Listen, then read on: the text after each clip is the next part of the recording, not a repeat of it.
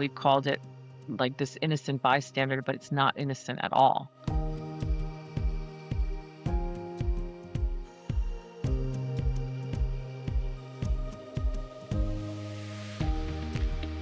Blood is the organ that none of the other organs can live without, and it's just as important, or maybe even more important, that blood be as healthy as it can be all through life, but particularly when your body will be under the strain of surgery.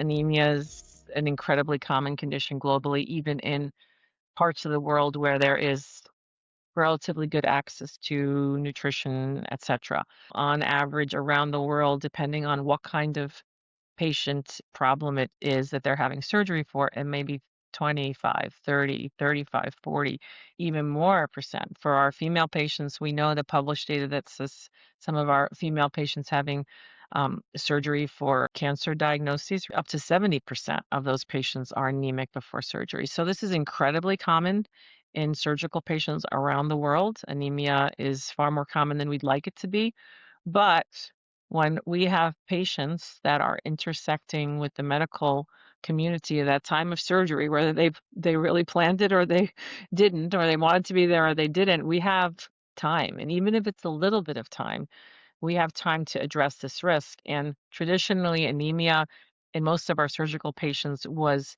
down the list. There were so many priorities of things we had to get done for planning that surgical procedure that anemia, we've called it like this innocent bystander, but it's not innocent at all.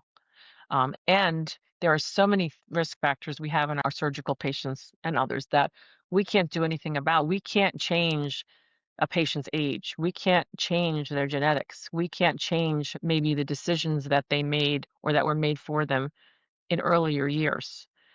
We can change some things, and we can, for most patients, do something about their blood health, do something about their anemia.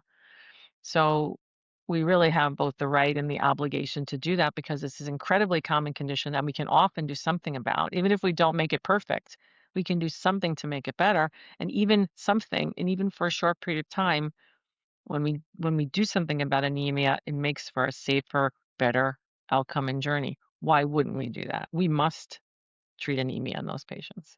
I think that we would all agree that around the world, although there's very, very different cultures, even in healthcare systems, we would all agree that collaborating, communicating, keeping the patient at the center, working with our colleagues in different disciplines and professions is the right thing to do.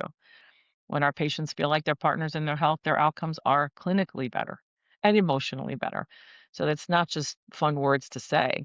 Nurses are often well positioned to connect some of the dots for those patients during their surgical journey or medical journey for that matter, in accessing what's best for them within the circumstances they live.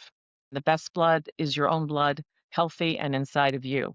So how do you partner with your healthcare providers to help that happen? You start by talking about it. There are so many things about our health that we really can't change. We can change this for most people, for ourselves, but not until we acknowledge and talk about it. It should be just as front of mind for us as patients as it is for us as healthcare providers.